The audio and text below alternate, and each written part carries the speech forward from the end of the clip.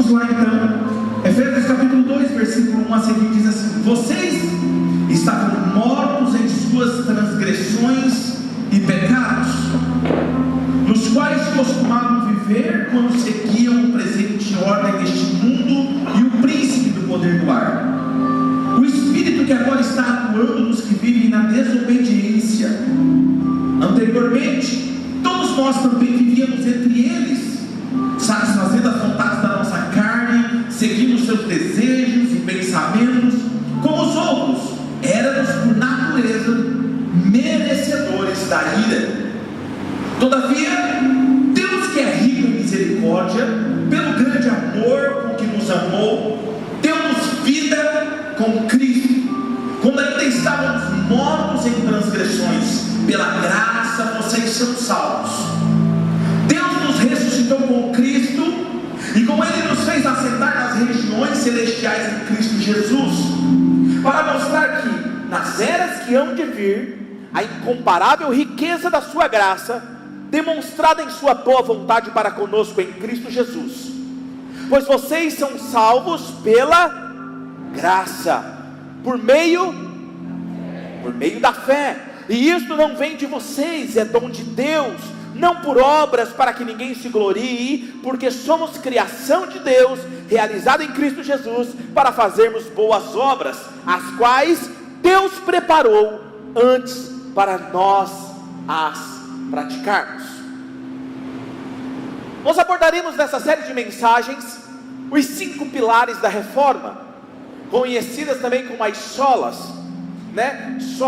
Sola fide, que hoje nós vamos falar somente a fé, sola gratia, sola escritura, sola Cristo, sola Deo glória, os 5 termos no latim que significam respectivamente somente a fé, somente a graça, somente as escrituras, somente Cristo e somente a Deus a glória. E na primeira parte dessa série, que é hoje, eu quero falar que é somente a fé, sola fide. Por que a fé é um dos principais fundamentos da tese de Martinho Lutero, que foi um dos reformadores? Porque ele queria enfatizar, o que ele queria nos ensinar, o que ele queria causar na sociedade da época.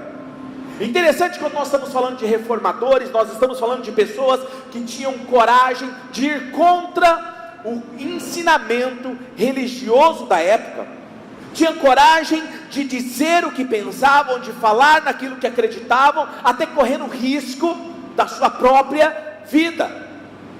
Isso é ser reformador.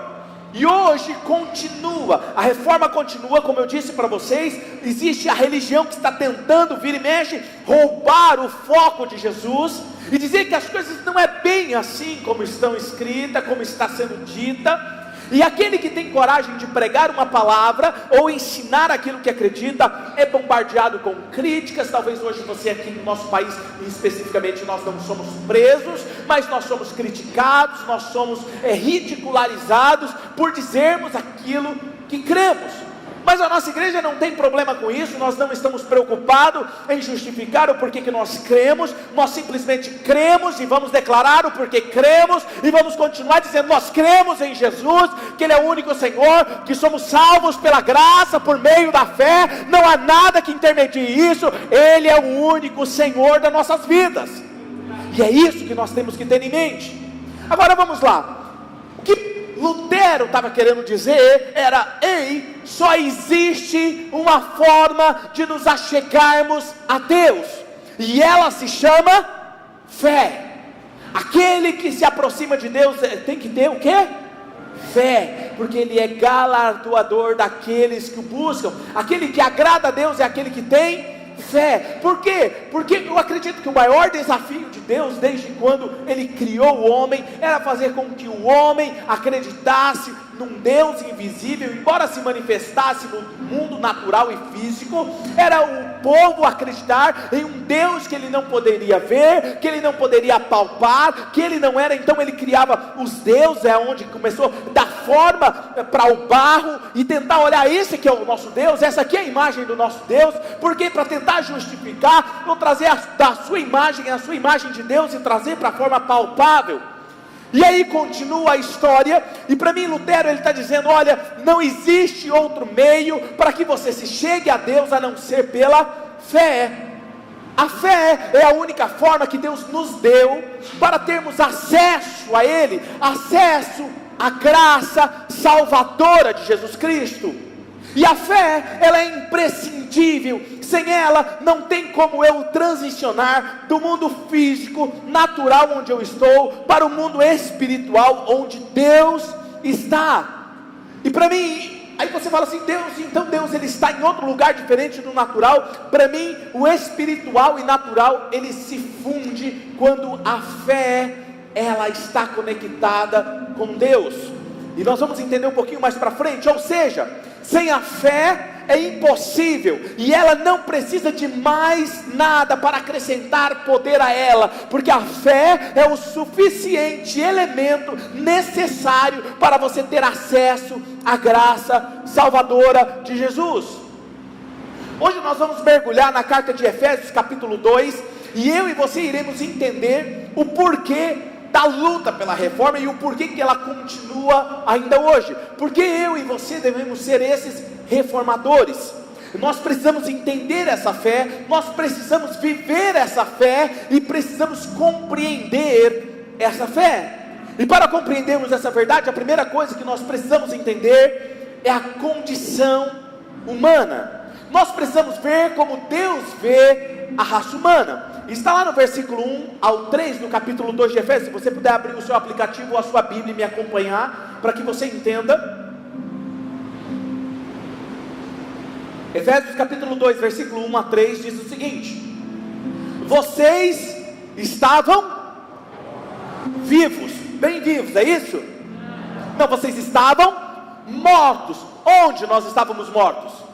Em nossas transgressões e pecados, a qual nós costumávamos viver quando seguia a presente ordem deste mundo e o príncipe do poder deste ar, o espírito que agora está atuando nos que vivem na desobediência.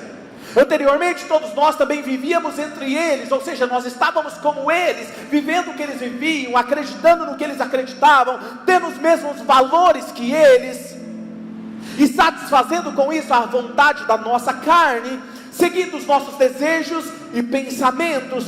Como os outros, éramos por natureza merecedores dessa ira. Falar da fé salvadora, nós precisamos entender e saber do que nós precisamos ser salvos. Falar de fé salvadora, eu vou perguntar para mim, mas eu vou ser salvo do quê? Eu sempre, quando eu estou entrevistando alguém para o batismo, eu sempre pergunto isso. Falo assim, você é salvo? Eu sou salvo. Aí eu falo, do quê? Sei que eu sou salvo de alguma coisa, mas na verdade você precisa entender por que você é salvo e do que você é salvo. Então não tem como eu falar da fé salvadora se eu não explicar e não entender do que eu sou salvo. Para compreendermos isso melhor, vamos construir uma linha de raciocínio para que fique claro para você. Mas primeiro eu quero falar com você o seguinte: como Deus vê o homem, como Ele vê a condição humana. E no capítulo 2 ele começa dizendo que da forma como Deus nos vê, Ele vê, vocês estavam mortos, e graças a Deus por isso que nós estávamos mortos, não é verdade? Agora por quê? Veja, quando Deus olha para mim e para você, Ele olhava e Ele falava assim: vocês estavam mortos. Por que eu estava morto? Porque eu estava longe da vida. Deus é vida, e quando eu estou longe da vida, eu estou morto. É isso que ele está querendo dizer. Estar morto é estar longe da vida, e Deus é vida. Por que vocês estavam mortos? Porque vocês estavam longe da vida, você estava longe de Deus. Eu quero dar um exemplo para vocês, por favor. Peça ajuda, por favor.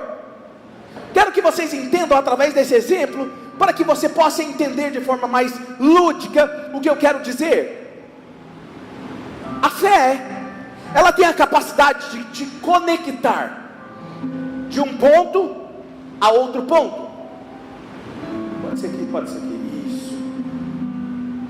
Ela tem a capacidade não só de te conectar, mas ela tem a capacidade de te transportar de um mundo natural para o mundo sobrenatural.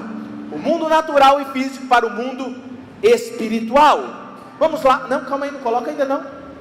Eu preciso chegar lá naquele outro ponto, depois vocês ligam, beleza?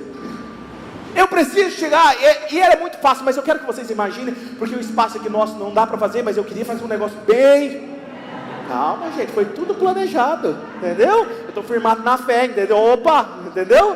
Então é o seguinte, tinha que ser mais longo, porque eu não conseguiria dar o passo. Ou seja, eu queria mostrar para vocês que a fé me transporta de um canto para o outro. E o que o ser humano fez? Ele simplesmente começa falando o seguinte: não, porque olha, é o seguinte, para você fazer isso aqui, eu vou vender essa tábua para você. Essa tábua, ela se chama fé. Você não sabia, mas era fé. E por quanto que você está me vendendo essa fé? Quem tinha?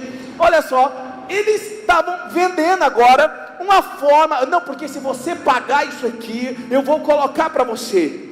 Mas aí vai na primeira etapa. Só que na verdade, quando eu chegava mais para frente, tinha outra coisa. Ou seja, eles começaram a barganhar a fé e tentar arrumar um meio de ganhar dinheiro com isso, enquanto na verdade, pode colocar aqui, querido, fazendo um favor. O que ele estava querendo dizer na verdade é que aquilo que Deus já fez, eles agora queriam cobrar de você. E o que Deus está querendo dizer para você é o seguinte: o Espírito gera fé no seu coração quando você ouve a palavra, não é quando você paga a palavra. Alguém está aqui me ouvindo nessa manhã? A fé vem, vamos lá, a fé vem pelo ouvir, e ouvir, vocês sabem esse versículo, sim ou não? Vamos repetir ele então, 1, 2, 3, a fé vem pelo ouvir. Olha só, então agora a fé, ela me faz transportar de um lado para o outro, por meio da palavra. Não tem nada que você precisa pagar por isso, não tem nada que alguém possa dar para você ter isso, porque o Espírito já gerou isso dentro de você, Ele já te garantiu o acesso da palavra até Jesus Cristo. Você não precisa de homens, você não precisa de mais nada, porque Deus já colocou dentro de você. Uou! Obrigado. Ou seja, a fé, o Espírito já gerou em você. Chega de ficarmos procurando um meio. E mais para frente nós vamos falar um pouquinho sobre isso, que você vai entender. Por que então, pastor, que eu estava longe? Por causa do pecado. O pecado, ele causa separação entre Deus e o homem. O pecado, ele causa uma separação, um abismo, um vazio. O pecado, ele rouba a vida de você. E é isso que está acontecendo. Por isso que a fé, ela te leva a alcançar a salvação, a graça. E por isso que Martinho Lutero fala: somente pela fé ela é o suficiente. E por que eu estava distante de Deus, que é a vida? Efésios capítulo 2, versículo 2 diz: nos quais costumavam viver quando vocês seguiam a presente ordem. Presta atenção nisso. Se tiver o texto aí, pode projetar para mim, fazendo favor. Efésios 2, 2. Quando você segue a presente ordem, seguiu a presente ordem deste mundo, e o príncipe do poder do ar, o espírito que agora está atuando naqueles que vivem na desobediência. Veja, eu estava longe, porque eu estava no pecado. De forma prática, é porque eu, longe de Deus, eu longe da vida, eu comecei a andar e a ceder ao sistema de valores deste mundo. O mundo não são as árvores, não são o ambiente onde nós estamos. Quando ele está falando aqui da presente era deste mundo, ele está falando de valores, do sistema, da cultura. Por isso que aqui na nossa igreja nós falamos muito sobre cultura, a cultura do céu, a cultura de Jesus, porque o mundo, existe uma cultura. Agora veja um exemplo do sistema deste mundo. O sistema deste mundo, os valores desse mundo diz: família não é importante, casamento não é importante. Porque afinal de contas, para que você vai casar? Não tem por que você casar, você pode morar junto, você pode viver da maneira que você quiser, porque afinal de contas, depois você vai se separar, e aí ele já fala que você vai se separar, e ele diz o seguinte: quando você se separar vai dar dor de cabeça, de separar bens, então cada um já fica na sua, é melhor, entendeu? Eles incutem na sua cabeça, e aí está impregnado isso na fala das pessoas, sobre palavras de divórcio, e você vira e mexe, escuta casais dentro da igreja dizendo: porque quando não der certo eu vou me separar, ou quando estão discutindo, fala assim: eu vou me divorciar de você. E está na prática, querido. Se esse vocabulário faz parte de você, faz parte da sua vida, deixa eu te dizer uma coisa: existe ainda algo da cultura deste mundo que está impregnado em você, mas hoje em nome de Jesus, você vai tirar esse vocabulário da sua boca, você vai virar para sua esposa vai dizer: eu sou casado com você para sempre. Sabe o que você tem que falar? Filha, não tem problema, eu vou melhorar. Fala assim: acredita em mim, eu vou me tornar um esposo melhor, mas você vai ter que me aguentar pro resto da vida. Entendeu? Ou seja, e o padrão do mundo diz: não, você não casa, família não é importante, enquanto Deus diz: família é importante, família é prioridade. O sistema deste mundo diz: a formação da família necessariamente não se constitui, de maneira tradicional. Ela não se constitui, mas ela é formada como você desejar, do jeito que você quiser. Se você diz que isso é uma família, para mim é uma família, e é isso que os valores deste mundo dizem, enquanto a palavra de Deus diz o seguinte: o padrão de Deus é totalmente diferente do padrão deste mundo. No padrão deste mundo, a questão de sexualidade é você que escolhe, opção de gênero é você que escolhe, enquanto na verdade no padrão de Deus ele diz: eu criei homem e eu criei mulher, e sejam vocês uma só carne. É isso que Deus insiste, enquanto o mundo diz outra verdade. E aí, quando eu quero ter acesso à fé do meu jeito, aí vamos imaginar aqui que estivesse lá o puff e a madeira aqui, e eu quero ter acesso à fé salvadora, mas eu quero do meu jeito, no meu sistema. Eu não acredito muito bem como a Bíblia diz, eu acredito um pouquinho diferente, e aí então eu quero transportar do mundo natural para onde Deus está, e obter a salvação da minha maneira, do meu jeito. É eu querer entrar no céu com a cultura do mundo. Quem está me entendendo? Ou seja, não tem como eu carregar os padrões deste mundo.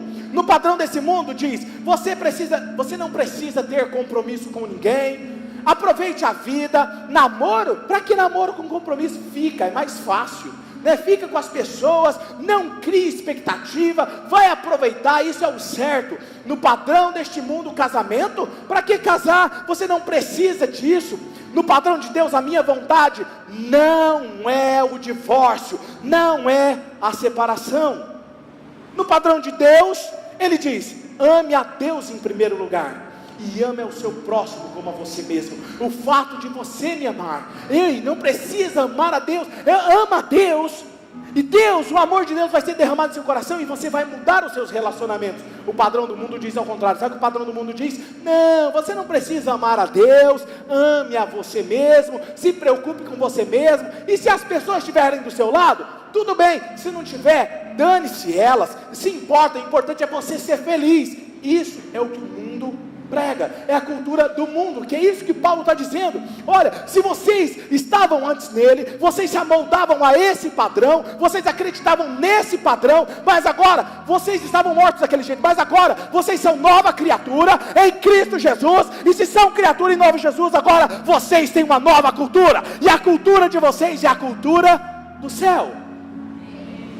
Agora, por que nós conseguimos viver no padrão desse mundo, se ele é totalmente fora daquilo que nós fomos criados para ser? Porque esse sistema é do diabo, e a palavra de Deus que ele é o Senhor do engano. Ele tem a capacidade de enganar a nossa mente, enganar com a falácia e mudar aquilo que nós acreditamos.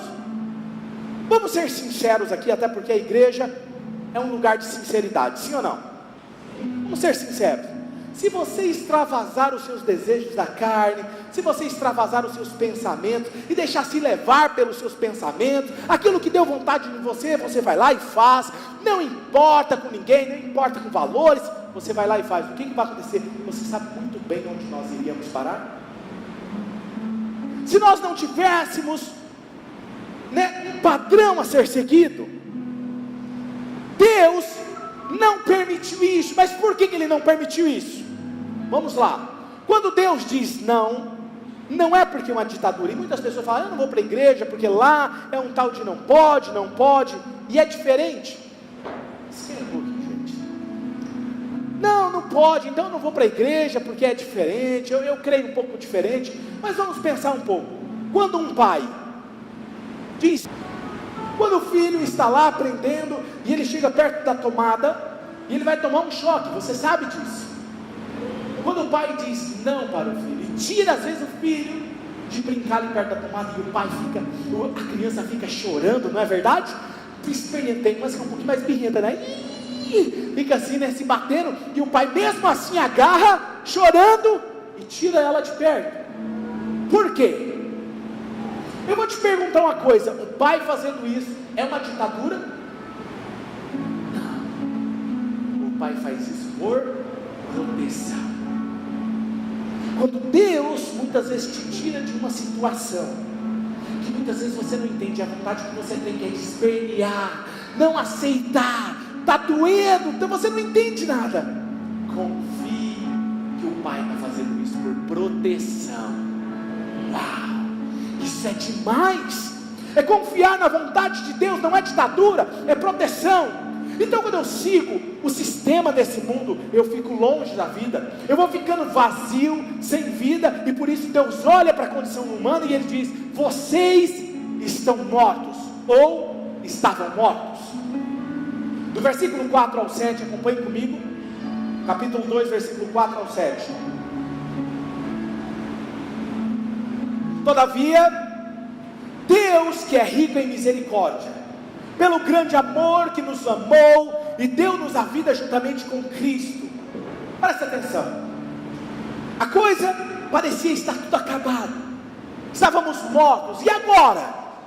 Olha o que o texto diz, Ele, Deus que é rico em misericórdia, não te deixou como você estava, com grande amor Ele nos amou e Ele nos deu vida, por quem? Por Cristo Jesus.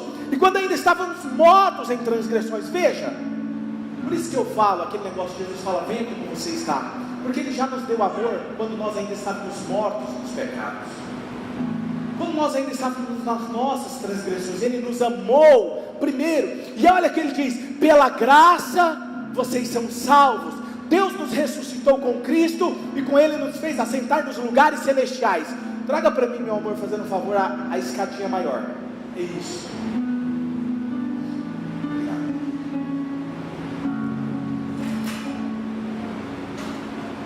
Olha o que o texto está dizendo, com Ele nos fez assentar nos lugares celestiais com Cristo, em Cristo Jesus, para mostrar nas eras que hão de vir, a incomparável riqueza da sua graça, demonstrada em sua bondade para conosco em Cristo Jesus.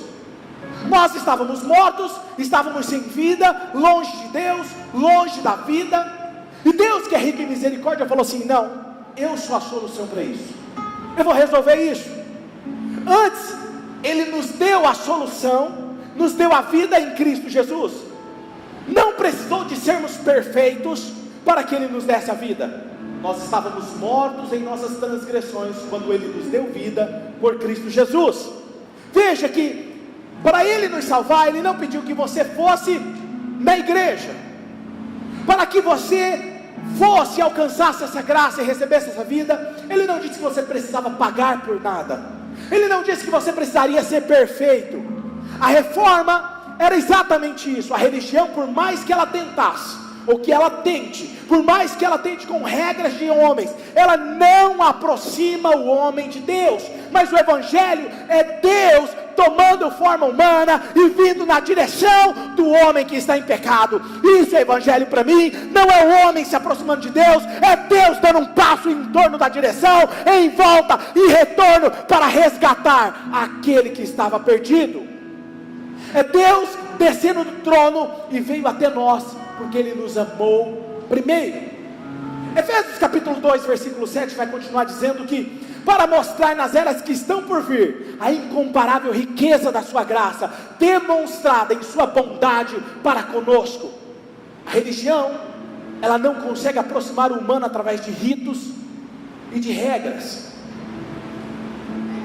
Quantos hoje não fala, não, você tem que fazer esse congresso. Se você fizer esse congresso, a sua vida vai mudar. Não, você tem que participar disso, que aí a sua vida muda. Deixa eu te falar uma coisa. Sabe quem muda o homem e a mulher? Se chama Espírito Santo de Deus. É o único que convence o homem do pecado, da justiça e do juízo. Mas nós, se não tomarmos cuidado, nós pastores e líderes, nós começamos a nos apropriar de alguns ritos, algumas coisas que você tem que passar por isso para que você seja liberto. Você tem que passar por isso para que você alcance a graça. E a religião, ela não liga o ser humano a Deus. O fato de Deus tomar o nosso lugar, nos perdoar dos nossos pecados, faz toda a diferença. É tudo sobre Ele, não sobre mim. João 10:10 diz o seguinte, projeta o texto para mim, João 10:10, leia comigo. 1, 2, 3. O ladrão, eu vim.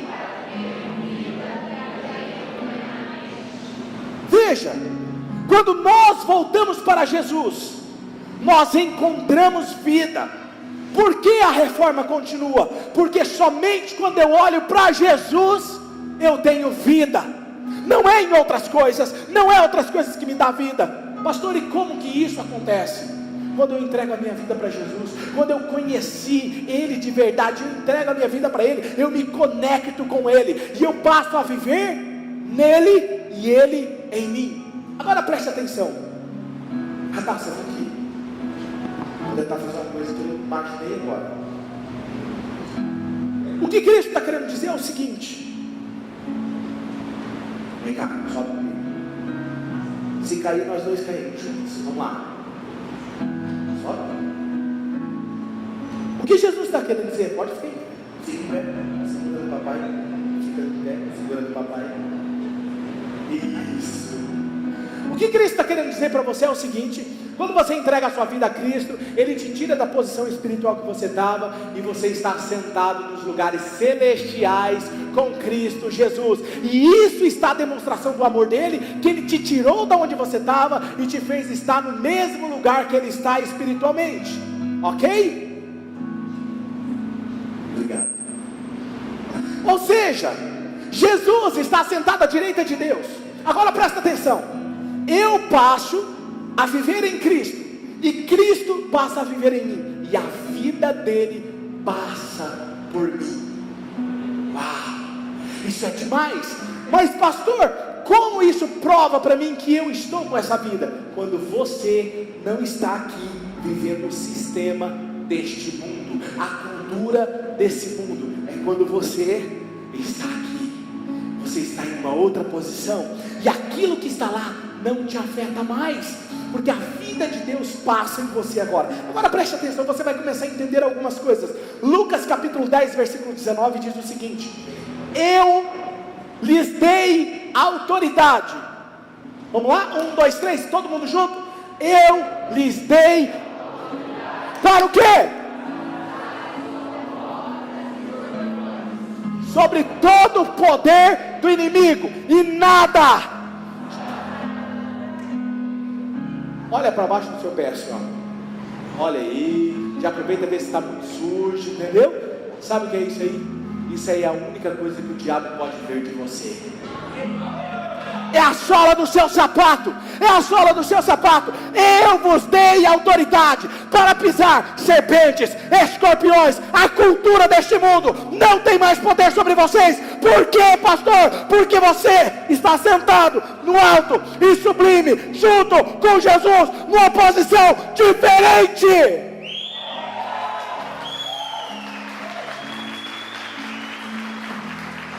Você nunca vai ver o seu pastor dando ênfase para demônio, para essas coisas. Pastor, o senhor não acredita? Acredito. E às vezes algumas pessoas, tem alguns membros de igreja, principalmente a gente está começando uma igreja, as pessoas querem trazer a cultura de outra igreja para cá. E aí ela parece que ela está entrando dentro do culto assim, gente, ó.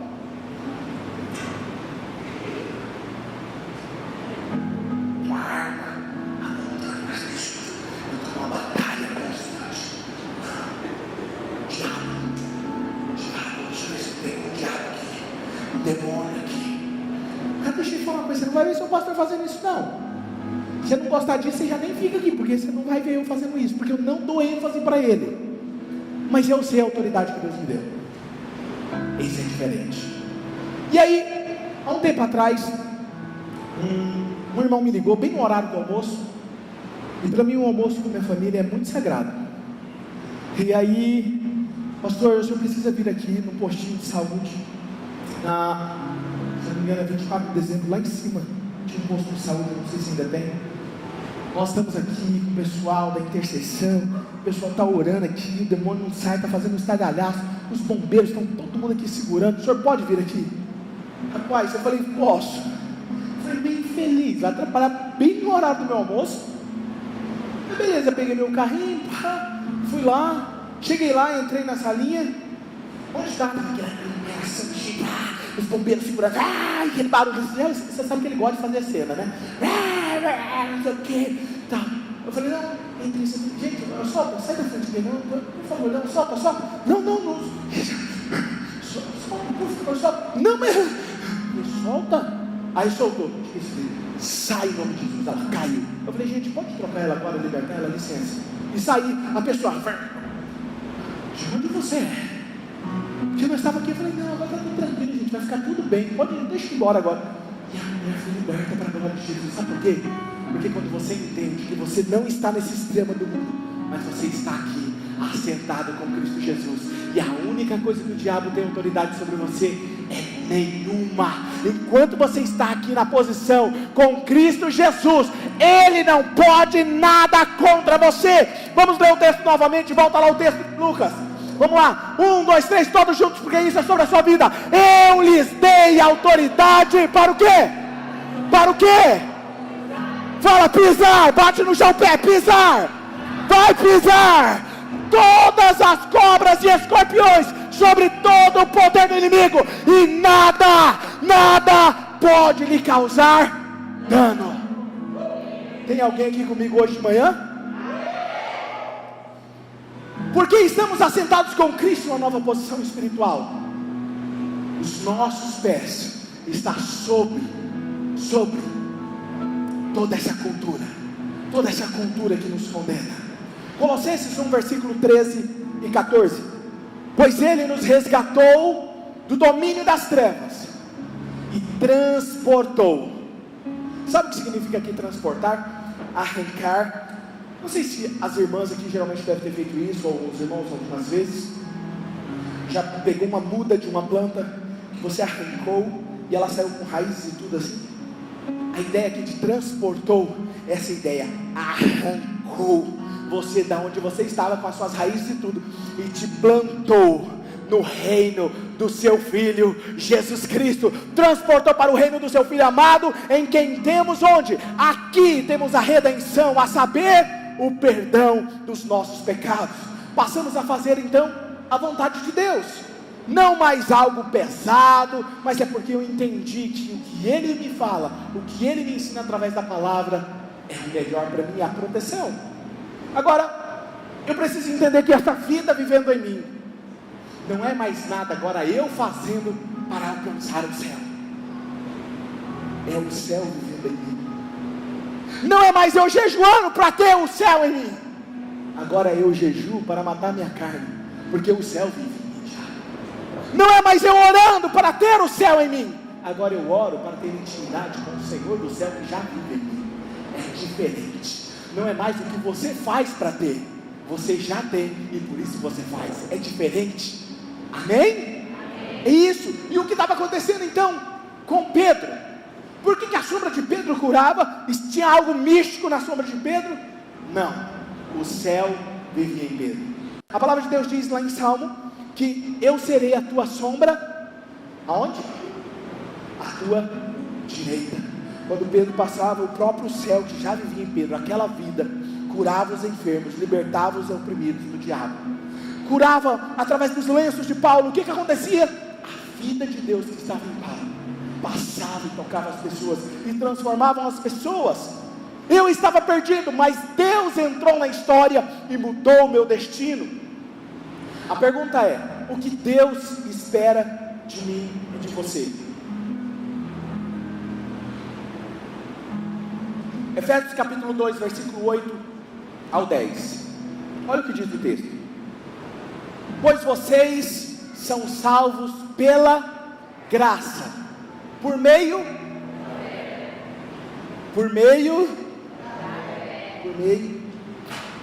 da fé.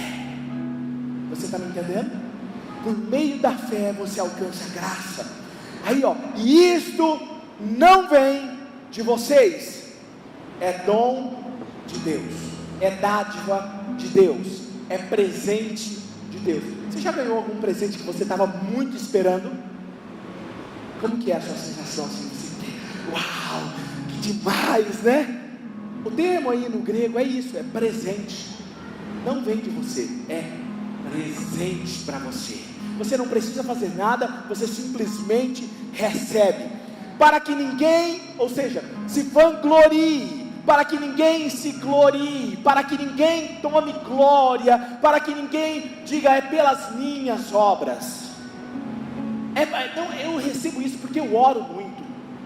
Não, eu recebo isso porque eu jejuo muito. Não, eu sou assim porque eu faço muito. Não, querido, você não faz nada. E o que você faz ainda não alcança nada. É porque nele é o amor dele, é a graça dele, é por ele e para ele. Todas as coisas, a glória é dele.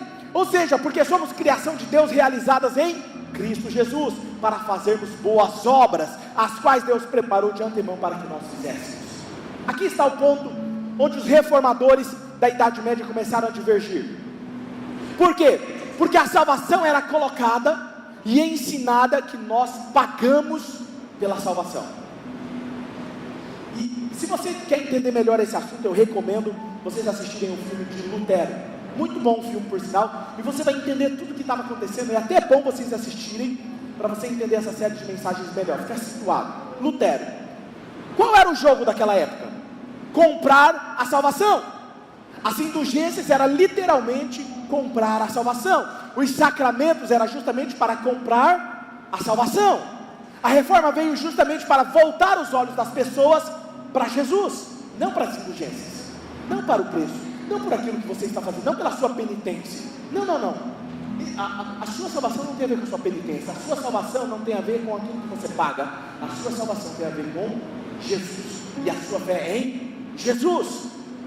Não está atribuído a sacrifícios, não está atribuído poder naquilo que fazemos para obter a graça, atribuindo poder a pessoas, a hierarquias. Sabe quando alguém fala assim: se você não fizer isso, você não tem a minha bênção. Ei, espera aí, quem que eu sou para dizer para você que eu devo te abençoar ou não abençoar? Eu quero que você entenda uma coisa: você precisa estar debaixo de uma hierarquia. Jesus Cristo, Senhor e absoluto sobre a sua vida. É a única mão que você tem que falar: Senhor, jamais retire as tuas mãos de sobre mim e sobre a minha casa, porque se a tua mão não estiver sobre mim, eu estarei perdido, mas se a tua mão está sobre mim, eu tenho a tua bênção para sempre.